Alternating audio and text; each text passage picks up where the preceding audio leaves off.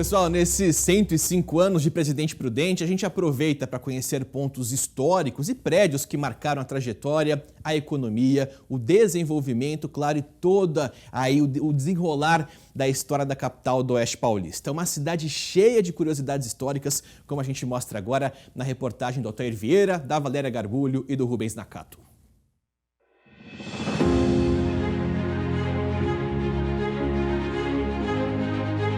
Abraçada pelo desenvolvimento, a antiga estação ferroviária de Prudente foi porta de entrada para as pessoas que chegavam no início do século XX em busca de trabalho. O prédio, da década de 1930, teve as características arquitetônicas preservadas ao longo do tempo, hoje usado pela prefeitura. Relembra também a era de ouro dos trens, que rasgaram a região, abrindo caminho para a criação de vários municípios. Dos trilhos da antiga estrada de ferro Sorocabana, a história persiste com a demarcação da primeira Avenida Prudentina, a Washington Luiz.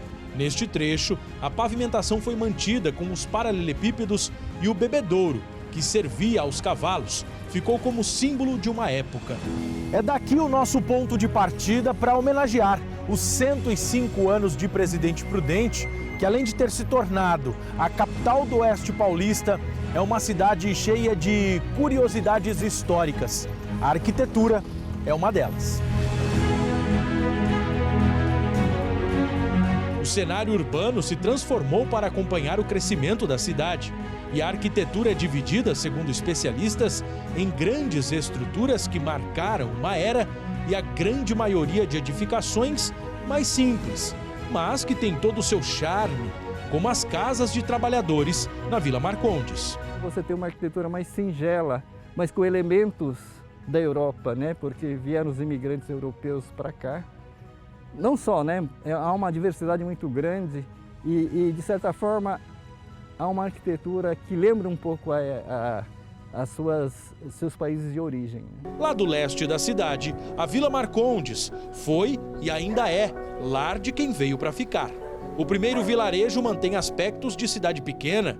O Toninho é prova disso. O prédio da década de 1940, onde fica a oficina de eletrodomésticos, mantém a mesma fachada e o interior, assim como tantos outros na mesma rua que remetem ao passado. Nós temos que preservar, você vê esse prédio onde nós estamos aqui. Isso é uma arquitetura antiga, mas belíssima. Bem poucas existem aqui na região. E na Vila Marcondes ainda existem algumas. Na casa da família Cerávolo, fragmentos típicos da década de 1930, quando foi construída. Naquela época, era comum estampar o ano em que o imóvel foi erguido. Para os padrões do passado, um casarão de quem tinha poder. E até nos dias atuais, ela impõe grandeza. A dona Hélia Cerávolo, com 104 anos, lembra com clareza de muitos episódios de quando ainda era jovem. Chegou à cidade com 9 anos de idade e nunca mais saiu. Ganhou até título de cidadã prudentina. Eles faziam teatro na rádio, era a rádio, né? Isso. Então foram entrevistar papai e tudo. E ele falou assim, olha, eu gosto tanto daqui, já estava velhinho. Eu gosto tanto daqui, que isso daqui vai crescer e vai ser capital da Alta Sorocabana. Aí, todo mundo na rádio, aqui a gente está falando que é da alta capital da Sorocabana. Pegou. Pegou. No mesmo bairro está o barracão da Companhia Matarazzo. Revigorado nos anos 2000, agora é complexo cultural. Espaços que no passado serviam a uma indústria algodoeira, hoje abrigam arte, história e espetáculos teatrais. Ainda às margens da ferrovia, o Instituto Brasileiro do Café, o IBC, é um monumento. Singular, nos mais de 5.000 metros quadrados, a cobertura, estruturada em madeira toda encaixada, foi construída por ingleses no final dos anos 1930. O local foi revitalizado em 2015 e 4 anos depois foi tombado como patrimônio arquitetônico e histórico da cidade.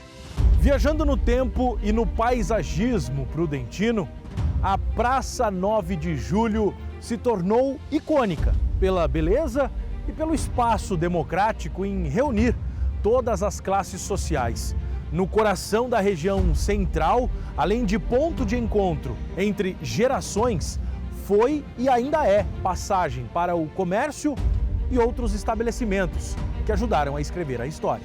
Como este edifício, onde funcionava o Bar Cruzeiro do Sul. Parada obrigatória dos políticos, era conhecido como Senadinho. Hoje, as fachadas das lojas escondem o visual antigo dos prédios, mas eles ainda permanecem ali com os traços originais. Se você andar pelo centro de Presidente Prudente e olhar para cima, porque a gente passa tão correndo ali na Barão, tão correndo ali no Calçadão e acaba não olhando para cima. E ali estão os grandes prédios, né? Bar Cruzeiro do Sul, os primeiros cinemas, eles ainda estão ali, a arquitetura ainda está ali preservada, mas as pessoas ainda não conseguem enxergar. É só dar uma olhadinha, né, para cima que você vai ver esses prédios lá. Do outro lado da cidade, o ponto mais distante a oeste era o Matadouro Municipal. Também estampa o ano em que foi instalado. O modelo do prédio que chama a atenção numa das rotatórias mais movimentadas de Prudente ficou mantido. Foi tombado e revitalizado. Agora é o Museu Municipal. Nós estamos no local que é o guardião da história da cidade, né?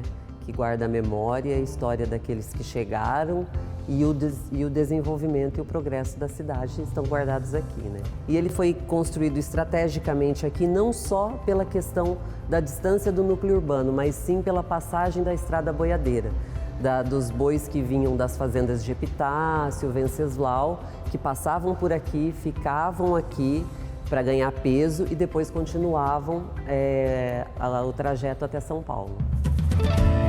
Entre ruas, avenidas, prédios novos e antigos, são ainda muitos outros parques, casas, empresas que tornaram Prudente a cidade que é. Uma mistura de gerações, modelos, estilos que contrastam, mas se complementam e construíram esses 105 anos de história.